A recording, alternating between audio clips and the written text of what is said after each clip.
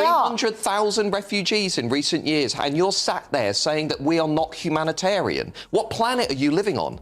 You need to see this. Matt Goodwin calmly and methodically dismantled political commentator Fahim Mohammed live on air. No shouting, no theatrics, just firm, measured precision.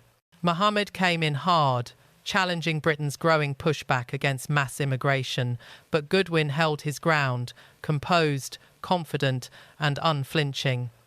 Well, I think, the problem here is Labour used to be the party of the people. Now it seems to be the party of the professionals, and it's copying reform. Instead of leading, it's chasing, and it's mimicking things that people did not vote for them in the first place. And I think that is the real problem. And also, it's not just about the fact that they're not actually clamping down on immigration. There are so many other issues that needs to be raised, which the Labour Party stands for, like welfare, education, the NHS. We've got so much shortage of skilled people to fill in even the NHS with over 100,000 vacancies.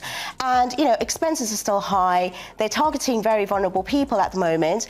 And it's not the way to go, across by just basically coming off the back of the by-elections of what they think that the people want, which is just reform. Fahima.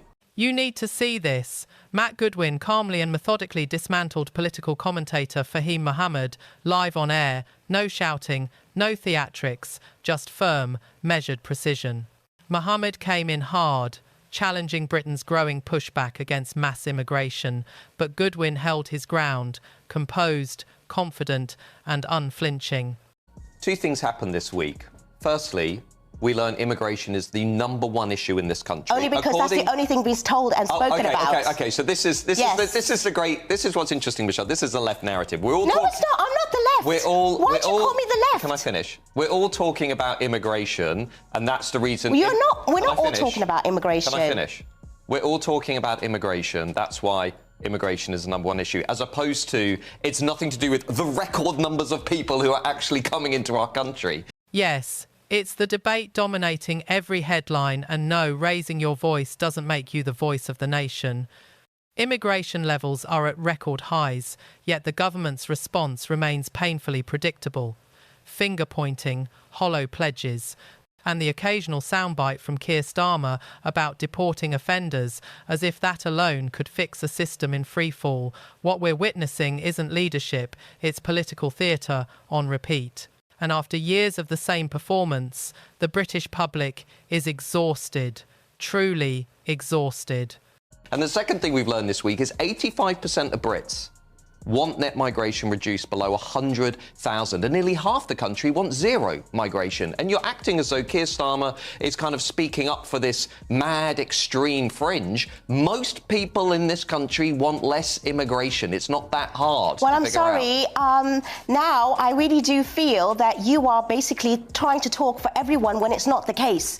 Everywhere else, they do not just only mention immigration. It is much more. It's the only rhetoric that I hear from people like yourself. And I'm not calling you far right or right or anything, so don't call me that, because there's certain things that I even agree with when it comes to the other side. It's not about that. We have to do so much more to get this country back in order than just immigration, and that's not going to erase any of the economics and the problems that are there. So it is really not that. It's just what you want to raise and everyone else. She dismisses it as just immigration.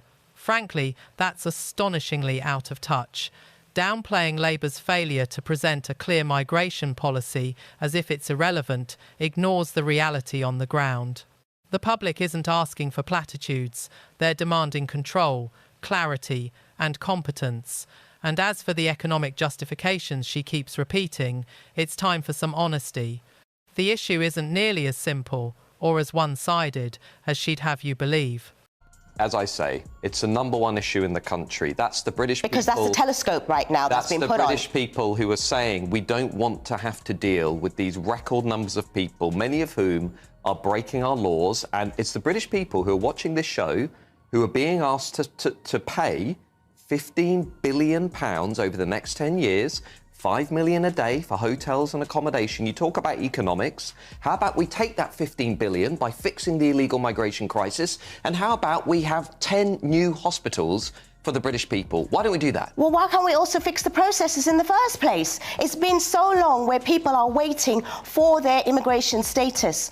They are not actually being processed properly. We don't have the staff. We do not have all of that. But all everyone is talking about, like as if it's just the migrants' fault themselves. She's deliberately distorting his point. Matt was clear. Immigration isn't just another policy debate. It's the defining issue shaping everything else, from housing shortages to economic instability. Consider the reality. Hundreds of hotels across the country now house asylum seekers, costing taxpayers millions of pounds every single day. It's not sustainable. It's draining public finances at an alarming rate. This isn't policy, it's mismanagement on a national scale. And when the bills pile up, Westminster's solution is predictable as ever: reach deeper into the taxpayers' pockets. And this is not fair. The state is now taking British taxpayers' money, giving it to private companies like Serco, who are outbidding the British people in their own housing market to give more favourable contracts to illegal migrants and asylum seekers. You talk about fairness. My question is, how is that fair? They are not doing that for everyone. At the end of the day, you have to understand they are all not criminals. They are all not here living in hotels. They all don't have the benefits like you think. A lot of them are wanting to work. They're just not given the process to do that. They are also needing to do you think they should go out to work?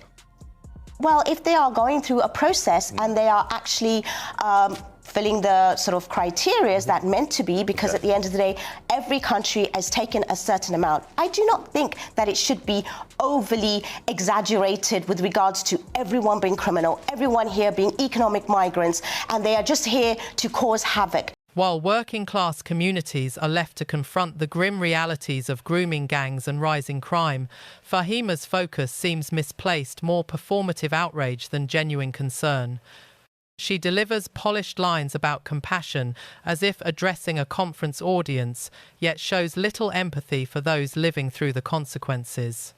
Let's be clear, her anger doesn't appear rooted in the suffering of victims, but in shielding her party's reputation and safeguarding her own political interests. 300,000 refugees over the last 3 or 4 years.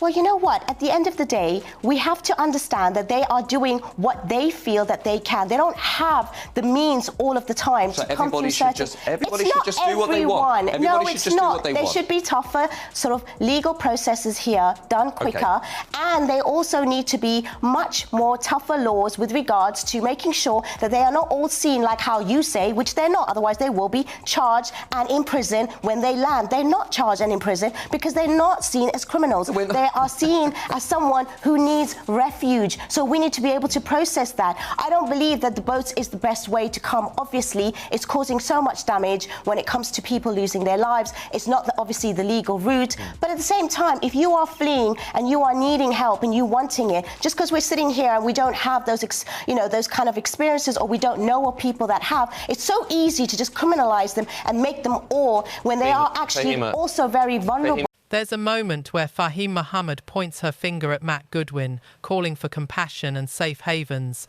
and on the surface, it sounds noble. After all, who wouldn't want to help those genuinely fleeing danger? But for many ordinary Britons, the reality looks very different.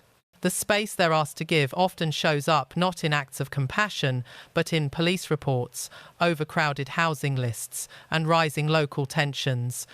Mohammed speaks eloquently about safe spaces for refugees, and that's fair, but the conversation grows quieter when the impact reaches her own doorstep.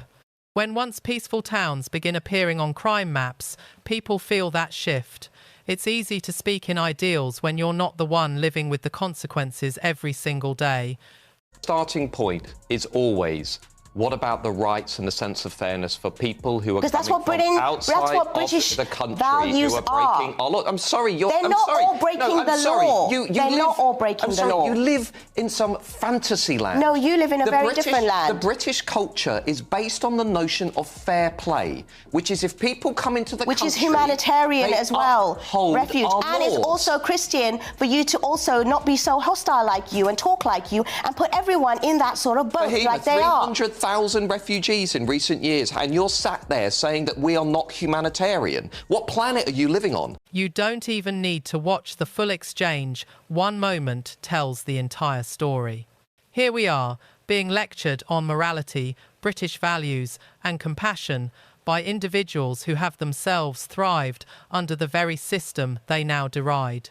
And as Britain gets mocked abroad, painted as a nation in decline simply for exercising restraint and reason, those same critics return, not with gratitude, but with condemnation.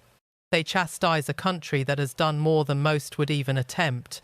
It's not just tone deaf, it's profoundly disconnected from reality. Don't break the law. So easy for you to say when your family is not being, bombed and they're not actually being asked to pay out for the of crisis. I'm a taxpayer. So I am work I. hard. So am Everyone I. watching this show. So am I. Right, so why should those people be asked to spend billions of pounds every year on a crisis that their leaders refuse to fix? Well, How then is it's that not right? their fault. It is the politicians' fault to get it right and to get those So let's processes fix the right. crisis. Yes, the crisis, but don't just blame the sort of migrants that are coming. It is to do with the politicians and people like yourself who are in these kind of, big sort of parties that are putting the blame on the wrong people and the wrong side. It should be fixing policies and making decisions that is also within rights of the humanitarian sort of an international law and looking after the British values. Not to say that, some of them are going to be criminal, but again, you put everyone I'm not going under. to take lectures on what are British values. I'm not giving you a lecture. I'm just giving you my point of view, like how you're giving me. Matt Goodwin didn't just stand his ground, he set the tone of the entire debate. With measured authority and hard facts, he cut through the noise, shifting the conversation from emotional appeals to accountability and evidence. Fahima leaned on sentiment, Matt countered with substance. And when he delivered his final point, the studio fell silent, not from agreement or outrage, but from the weight of undeniable truth. If you value clear, fact-based political analysis, remember to like this video and subscribe. Your support helps us continue bringing you sharp, unfiltered commentary on the stories that shape Britain.